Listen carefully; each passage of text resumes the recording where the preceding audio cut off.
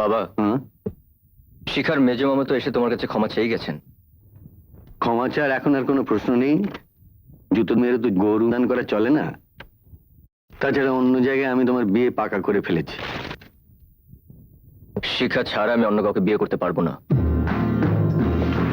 What? তোমার এত বড় সাহস, তুমি আমার সামনে দাঁড়িয়ে বলো তুমি আমার কথা শুনবে না? ভুলে যেও না আমি তোমার বাবা। তুমি বাবা বলে তোমার কথা একটা নির্দোষ মেয়ের মন আমি ভেঙে দিতে পারবো না। আমি এক্ষুনি শিখার কাছে যাচ্ছি, আর তোমার হয়ে মেজো মামার কাছে আমি ক্ষমা চেয়ে নেব। আমার হয়ে তুমি ক্ষমা চাইবে? উপযুক্ত ছেলে বাবার হয়ে ভুলের প্রায়শ্চিত্ত করে। শোনো, এই বাড়িতে থাকতে হলে আমার হুকুম মতো চলতে হবে। এটা আমার তৈরি সাম্রাজ্য, আমি এখানকার সম্রাট। ঠিক আছে, তুমি তোমার এই সাম্রাজ্য নিয়ে সুখে থাকো, আমি এখান থেকে যাচ্ছি। দীপক, চোখে রঙিন চশমা পরে রয়েছে, বাস্তবকে কোনোদিন মুখোমুখি দেখোনি। বেশ, এবার দেখবো। কি দেখবে? এ বাড়ির বাইরে গিয়ে কি পাবে তুমি? এই সুখ, স্বাচ্ছন্দ্য, পোশাক আশাক, গাড়ি, এই অনায়াস জীবন কোথায় পাবে তুমি? অনায়াস জীবন থেকে সেই জন্য তো বাইরে যেতে চাই। নিজের ক্ষমতা কতটুকু একবার যাচাই করে নি।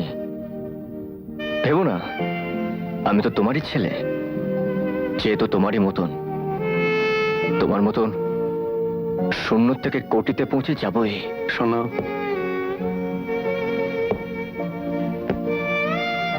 যাবে কিসে? গাড়িতে নিশ্চয়ই। যে গাড়িতে চড়ে প্রায়শ্চিত্ত করতে যাবে সেই গাড়িটাও আমার। বাস্তবকে যদি দেখতেই হয় পায়ে হেঁটে যাও।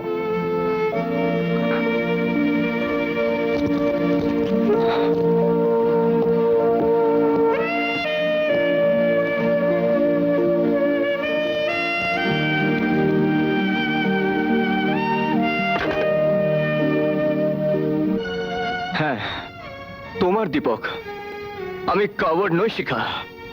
বাবার সঙ্গে আমি সব ব্যাপারটা শেষ করেছি। তুমি একবার পার্কে আসবে? হ্যাঁ, এক্ষুনি। তোমার সঙ্গে কথা বলে আমি তোমার মামাদের সঙ্গে কথা বলতে চাই। হ্যাঁ, তুমি এসো, আমি এক্ষুনি যাচ্ছি। হ্যাঁ, আমি আসছি।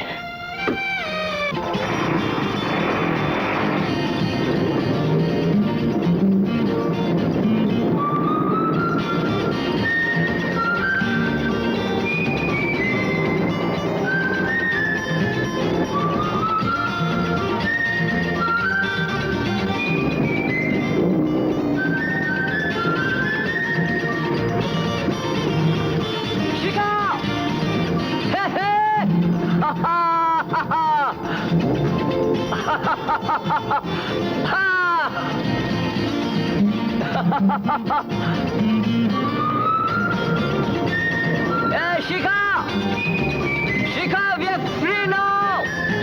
আমাদের আর কেউ আটকে রাখতে পারবে না। কোনো বাধা আমরা মানবো না।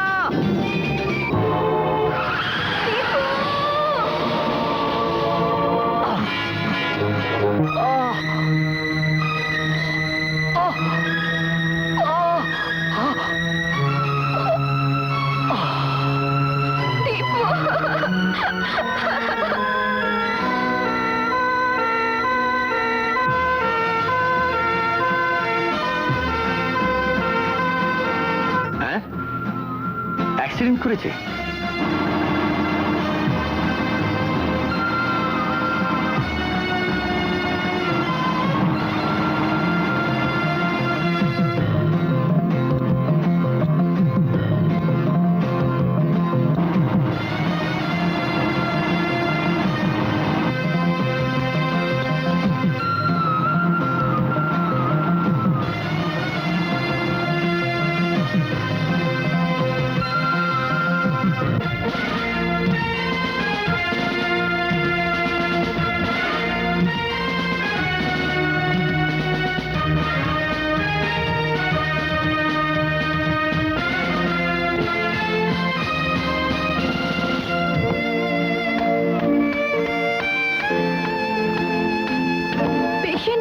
হচ্ছে, ভালো হয়ে যাবে তো। যেমন করে হোক ওকে ভালো করে দিন প্লিজ ডক্টর। ভয়ের কোনো কারণ নেই। আপনার সঙ্গে আর কে আছেন? ব্লাডের ব্যবস্থা করতে হবে। আমি দেব, আমার মামারা আসবেন, তারা দেবেন, যা যা দরকার সব পাবেন। ওকে শুধু ভালো করে দিন প্লিজ। না, আমার ছেলের জন্য তোমাদের কাউকে রক্ত দিতে হবে না।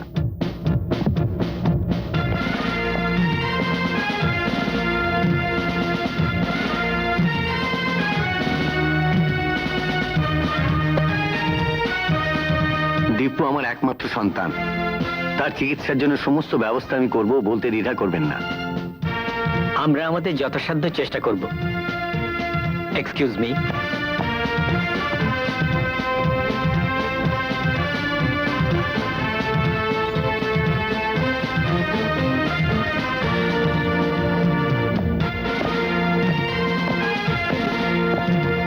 ওকে হসপিটালে নিয়ে এলে কেন?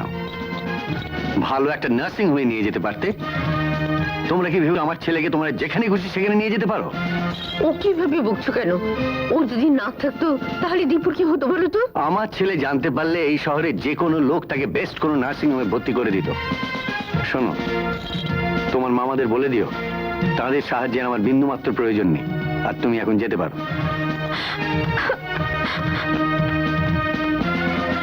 এটা তুমি ঠিক করলে না। পরের হাতে নিজের ছেলেকে ছেড়ে দেওয়া ঠিক নয়।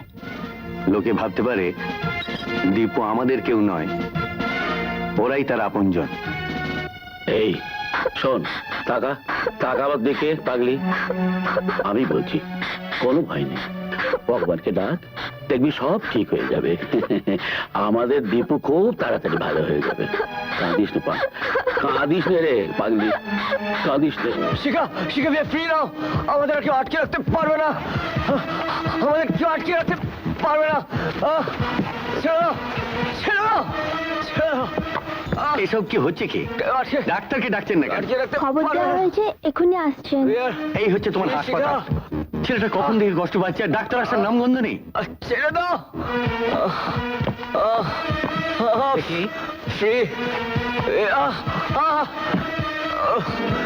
শিখা, শিখা, আমি জেনারেল ওয়ার্ডে আছি, কিছু হলে ডেকে পাঠাবে। আপনারাও এখানে থাকতে পারবেন না, প্লিজ।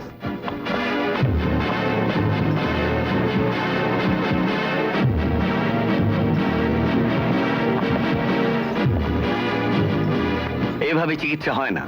একটা ডাক্তার 300 পেশেন্ট।